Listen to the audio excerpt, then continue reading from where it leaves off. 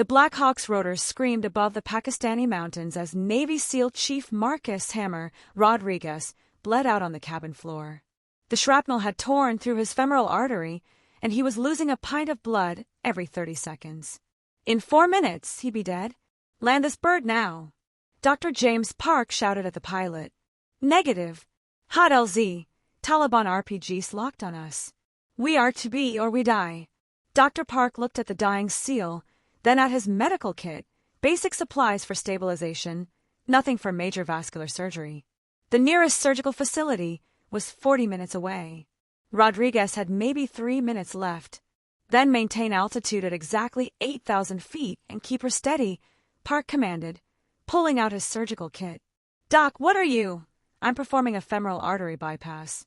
In a helicopter. Under fire. Without anesthesia. The crew chief laughed bitterly. That's impossible. You need a surgical suite, a vascular team. Park was already cutting into Rodriguez's thigh with a scalpel, his hands steady despite the helicopter's violent movements. Impossible? Watch me. An RPG exploded 50 feet from the helicopter, shaking everything. Park's blade never wavered. If this SEAL dies, Park said, blood covering his hands as he worked inside Rodriguez's leg, it won't be because I evacuated. It'll be because God himself wants him back. For the next 18 minutes, at 8,000 feet, while Taliban fighters tried to shoot them down, a combat medic performed a surgery that vascular surgeons wouldn't attempt in a fully equipped hospital. This is that story. You're about to witness the impossible become possible. Subscribe now for stories that defy belief. Thumbs up, smash that like if you believe miracles happen in war. Speech balloon comment. What would you risk to save one life? Bell, hit the bell. These true stories will leave you breathless. Kinnar Province, Afghanistan, October 23, 2021. Operation Silent Thunder was supposed to be a routine extraction of a CIA asset from Taliban-controlled territory. SEAL Team 4 had done dozens of similar operations. In and out, no contact, Ghost Protocol. Dr. James Park wasn't supposed to be there at all. The 34-year-old trauma surgeon from Houston had volunteered for his third tour with the military's forward surgical team, but bureaucracy had assigned him to helicopter medevac duty, what combat medics called scoop and run work. Waste of my fucking skills, Park had complained to his commanding officer that morning. I should be at a forward operating base, not playing ambulance driver. He'd regret those words within hours. The SEAL team consisted of 8 operators, led by Chief Marcus Rodriguez, a legend in naval special warfare. At 38, Rodriguez had more combat deployments than any active SEAL, 14 tours, 3 Purple Hearts, enough classified missions to fill a Tom Clancy novel. Easy night, boys. Rodriguez briefed his team at 2,200 hours. Asad is a Pakistani nuclear scientist who wants out. Taliban doesn't know he's talking to us. We grab him, his family, and we're home for breakfast. The insertion went perfectly. The MH-60 Black Hawk, call sign Dust Off, 7, deliver the SEALs to a ridge 3 clicks from the target compound. Park and the flight crew would orbit at a safe distance, ready for extraction in 30 minutes. Dust Off 7, this is Hammer, Rodriguez radioed 15 minutes later. Package secured, moving to extract. That's when everything went to hell. The Taliban had known. Maybe the asset was compromised. Maybe NSA missed intercepted communications. Maybe just bad luck. But they were waiting. The first RPG missed the returning SEALs by meters. The second triggered an avalanche that cut off their primary route. Contact left. Contact right. The radio erupted with overlapping voices. We're boxed in.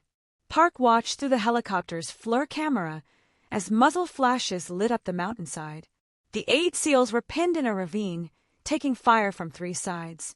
Dust Off 7, we need immediate extract. Danger close. Rodriguez's voice was calm despite the chaos. The pilot, Chief Warrant Officer Sarah Mitchell, banked hard toward the firefight. Hammer, LZ is too hot. They've got RPGs covering every approach. We'll suppress. Just get in here. Park was already preparing his trauma kit when he heard the sound that every combat medic dreads. Medic. Hammer's hit. Through the FLIR, Park saw Rodriguez fall, his heat signature spreading, blood, hot and bright on the cold ground. The other SEALs, formed a protective circle, dragging their chief while returning fire. How bad? Park demanded over comms. Fucking bad. Arterial bleed, losing him fast. Mitchell dove the Black Hawk into the valley, flares deploying as RPGs streaked past. The door gunners opened up with their miniguns, turning the mountainside into a hellscape of tracers and explosions. 30 seconds. Mitchell shouted, fighting the controls as the helicopter bucked from near misses. Park positioned himself at the door, ready to jump out and work on Rodriguez the moment they touched down. But the Taliban had other plans. A heavy machine gun opened up from a concealed position, rounds punching through the Black Hawk's fuselage. Abort! Abort! Mitchell screamed, pulling maximum power. The helicopter lurched upward, just as an RPG passed underneath. So close Park felt the heat, they managed to land for exactly 12 seconds. Enough time for the SEALs to throw Rodriguez aboard and dive in after him, but not enough for Park to stabilize him properly. As they lifted off, another RPG exploded against the mountainside where they'd been. Park immediately went to work on Rodriguez. What he found made his blood freeze. Shrapnel had torn through the chief's right thigh, creating a 6-inch gash that had completely severed the femoral artery. The tactical tourniquet had slowed, but not stopped the bleeding. Rodriguez's skin was already gray, his pulse thready. How long to base? Park shouted. 40 minutes if we push it. Mitchell replied, the helicopter shaking as she took evasive maneuvers. Park did the math. Rodriguez was losing blood too fast. Even with 4 fluids, even with pressure, he had maybe 4 minutes. 5 if his heart was as tough as his reputation. Land now. Park ordered. Find a flat spot and... negative. Mitchell's voice was strained. They're tracking us. I stop, we all die. Park looked at his patient, at his limited supplies, at the blood pooling on the cabin floor despite his pressure on the wound. In a hospital, this would require immediate vascular surgery, grafts, clamps, a full surgical team. Here, he had combat gauze and determination. Then maintain exact altitude and keep her as steady as possible, Park said, making a decision that would either save Rodriguez or kill him faster. Doc, what are you thinking? Petty Officer Second Class Michael Torres, one of the SEALs, asked. I'm going to perform a femoral artery bypass. Here. Now. That's impossible, I know. Park was already pulling out his surgical kit, basic instruments meant for field stabilization, not major surgery. But dying is also impossible for this man, so we're going to do impossible things. He looked at the SEALs crowded in the cabin. I need every flashlight you have pointed here.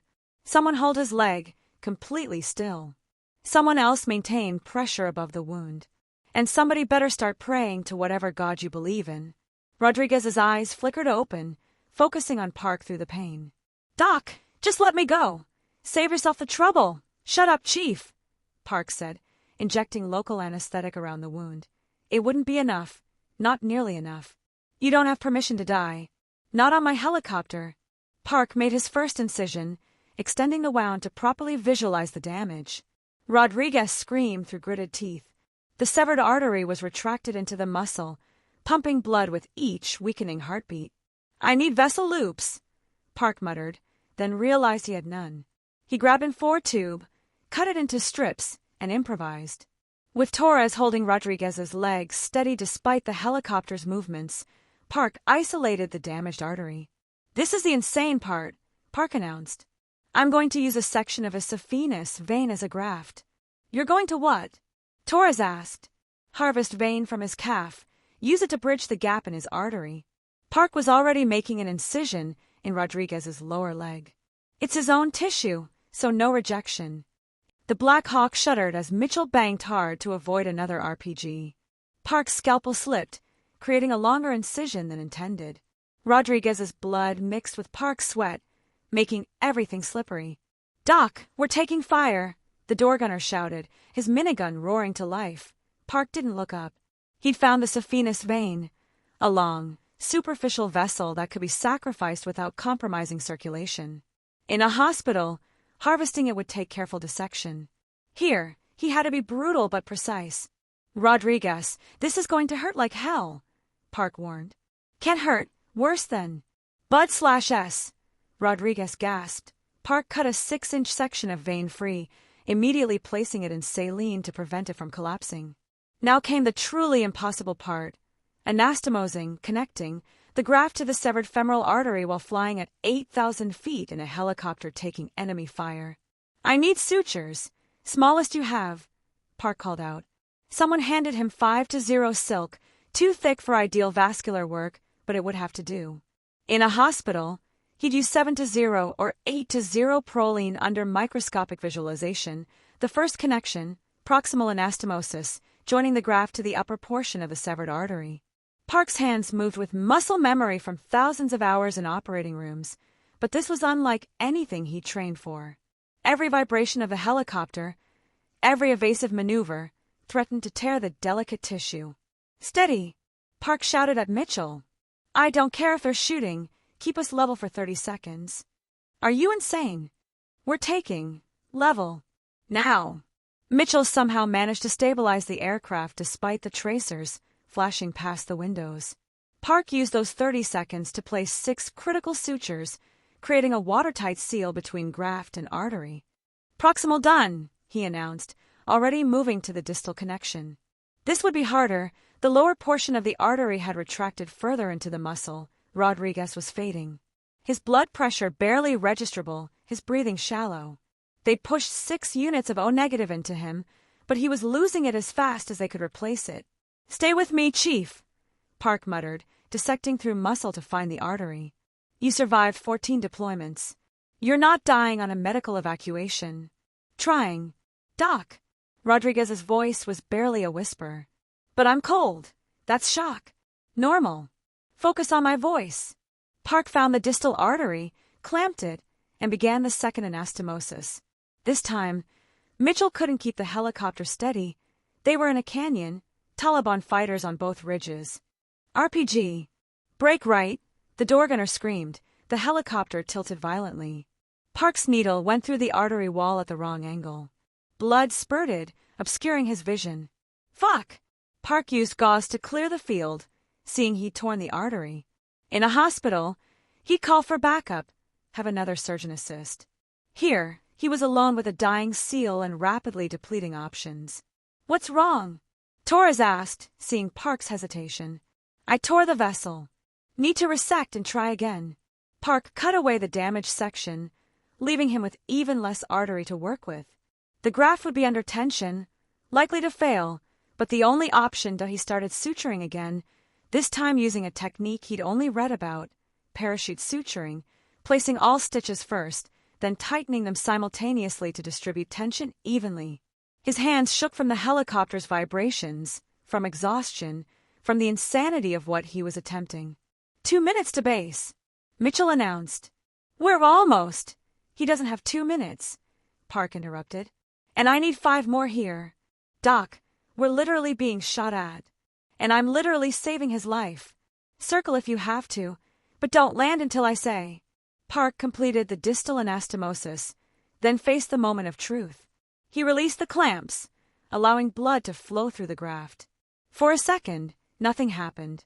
Then blood began flowing through the improvised bypass, pink color returning to Rodriguez's leg. "It's holding," Park breathed, then louder. "It's holding." But Rodriguez wasn't responding. His heart rate was dropping, blood pressure crashing despite the successful bypass. Park checked his pupils, fixed and dilated. "He's coding." Park started chest compressions, the helicopter banking hard as another RPG exploded nearby. "I need someone to continue compressions while I push meds." Torres took over compressions, his powerful arms pumping Rodriguez's chest while Park injected epinephrine directly into the foreline. Nothing. Another round of AP. Nothing. "Come on, you stubborn bastard." Park prepared intracardiac epinephrine, a last resort, injecting directly into the heart. He found the 4th intercostal space, drove the needle through Rodriguez's chest wall into his heart, and pushed the medication. For 10 seconds, nothing. Then Rodriguez's heart kicked once, twice, and settled into a rhythm. "I got him back," Park announced. "Get us home now." The landing at FOB Chapman was chaos. The medical team was waiting, ready to rush Rodriguez to surgery. But when they saw what Park had done, a functional femoral bypass in a helicopter under fire, they stopped in disbelief. "Who did this?" Dr. Colonel Patricia Hayes, the chief surgeon, demanded. "I did," Park said, covered in blood, exhausted beyond measure. "He wouldn't have made the flight. This shouldn't be possible. The anastomoses are perfect. How did you in a helicopter?" "I refused to let him die," Park said simply, then collapsed from exhaustion. Park woke up 12 hours later in the base hospital, and 4 in his arm. The first thing he saw was Rodriguez in the bed next to him, alive and arguing with a nurse about wanting solid food. "You look like shit, Doc," Rodriguez said with a weak smile. "You look alive," Park replied. "I'll take it." Dr. Hayes entered with a tablet showing imaging of Rodriguez's leg. "Dr. Park, I've been a vascular surgeon for 20 years. I've never seen anything like this. The graft is perfect. The anastomoses are holding without any leakage. You did this with basic instruments while under fire?" "I did what was necessary," Park said, uncomfortable with the attention. "Any surgeon would." "No," Hayes interrupted. "No surgeon would attempt this outside a hospital. Most wouldn't attempt it even in perfect conditions without imaging. You performed a miracle." Over the next days, as both men recovered, the story spread throughout the military medical community. Video from the helicopter's interior cameras showed the entire procedure, Park operating while the aircraft dodged RPGs, his hands steady despite explosions, never stopping even when Taliban rounds punched through the fuselage inches from his head. The SEALs from Rodriguez's team visited constantly. Torres brought Park a challenge coin. "Doc, you didn't just save our chief. You saved our brother. This coin means you're one of us now." "I'm just a doctor," Park protested. "No," Rodriguez corrected from his bed. "You're the doctor who told death to go fuck itself at 8,000 feet. That makes you a warrior in my book." The official investigation into the operation revealed how close they'd come to disaster. The Taliban had fired 17 RPGs at the helicopter. 37 bullet holes were found in the fuselage. The fact that none hit anything critical was considered miraculous. But the real revelation came when they analyzed Park's surgical technique. He'd unconsciously developed a new method for field vascular surgery, using the helicopter's vibrations to help seat the sutures, turning a liability into an advantage. Vascular surgeons worldwide would later study his technique. Admiral Thomas Richards, commander of U.S. Special Operations Command, flew in specifically to meet Park. "Dr. Park, what you did transcends medicine. You redefined what's possible in combat casualty care." "I just refuse to accept limitations," Park replied. Rodriguez deserved every chance to survive, regardless of circumstances. The Admiral produced a medal case. "The President has authorized the Medal of Honor for your actions. First medical personnel to receive it since Vietnam." Park stared at the medal. "Sir, I can't accept this. I'm not military. I'm a civilian contractor." "Which makes it even more remarkable," the Admiral replied. "You had no obligation to risk your life. You could have declared Rodriguez expectant, and no one would have blamed you. Instead, you performed impossible surgery under fire." Rodriguez, now on crutches but mobile, entered the room. "Doc, take the damn medal. You earned it. Besides, my wife wants to meet the man who made sure her kids still have a father."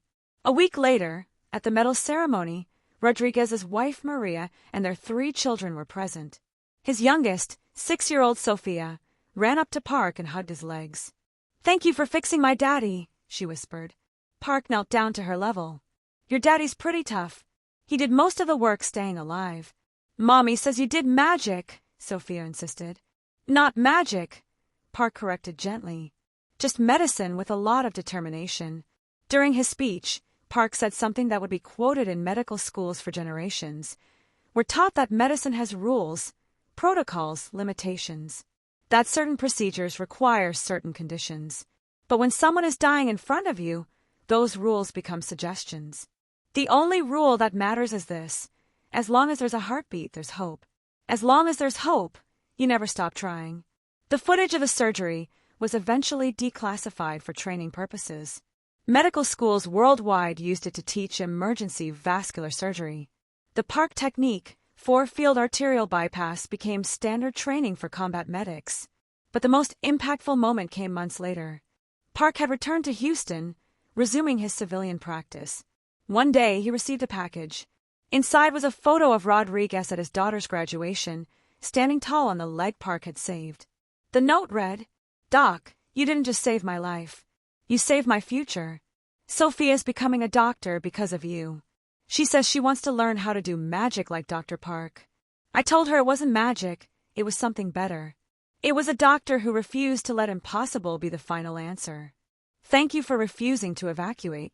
Thank you for doing the impossible. Hammer. Park framed the photo in his office.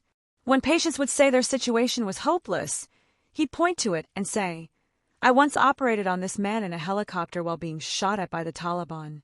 He's now teaching his daughter to ride a bike. Nothing is impossible if you refuse to accept it." The impact of that night rippled throughout military medicine. New protocols were developed for aerial surgery. Helicopters were equipped with better surgical equipment. Most importantly, medics were trained to attempt the impossible when evacuation meant certain death. Dr. Hayes, who'd first examined Rodriguez after the surgery, published a paper titled, "When Impossible Becomes Necessary, the Park Protocol for Extreme Field Surgery." In it, she wrote, "Dr. Park proved that the limitation isn't in our tools or environment, but in our willingness to transcend perceived boundaries when a life hangs in the balance." Rodriguez fully recovered, returning to active duty 6 months later. He completed 2 more deployments before retiring with full honors. At his retirement ceremony, he requested Park be present. 18 years as a SEAL, Rodriguez said in his speech. "I've been shot 4 times, blown up twice, and nearly drowned more times than I can count. But the closest I came to death was that night in the Hindu Kush. And the reason I'm standing here today is a doctor who looked at impossible odds and said, 'Hold my beer.'" The crowd laughed, but Rodriguez grew serious. "Dr. Park taught me something that night. Heroes aren't people who aren't afraid. Heroes are people who are terrified but do what needs to be done anyway. He could have let me die. Protocol said evacuate. Common sense said it couldn't be done. Instead, he performed a miracle at 8,000 feet while under fire. That's not just medical excellence, that's the definition of valor." Park stood when called, uncomfortable with the attention as always. "Chief Rodriguez gives me too much credit. Any doctor would have declared you expectant and moved on," Rodriguez interrupted. "But you're not any doctor. You're the doctor who refused to evacuate when evacuation meant death. You're the doctor who did the impossible because possible was." Years later, Park would train a new generation of combat medics. His first lesson was always the same: medicine has rules. Combat has rules. But when someone is dying, there's only one rule: you do whatever it takes, even if whatever it takes is impossible. One student asked, "But sir, how do you know when to attempt the impossible?"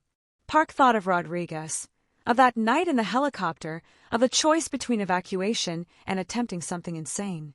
"When the alternative is death," he answered, "impossible becomes your only option. And sometimes, if you refuse to accept the impossible, you'll find it was just improbable all along." The legacy of that night lived on in every medic who pushed beyond their training, every doctor who attempted the impossible, and every life saved because someone refused to evacuate when evacuation meant death. Because sometimes, the difference between a folded flag and a living father is one doctor's refusal to accept that anything is truly impossible. Pushpin, final CTA. This is what happens when doctors refuse to accept impossible. Dr. Park didn't just save a life, he rewrote the rules of combat medicine. White heavy checkmark subscribe for more incredible stories of medical miracles.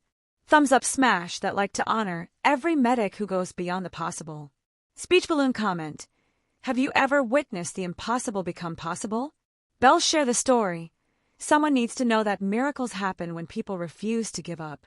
In combat medicine, impossible is just another word for try harder. Dr. James Park. Next week, another unbelievable true story of ordinary people doing extraordinary things when seconds decide everything.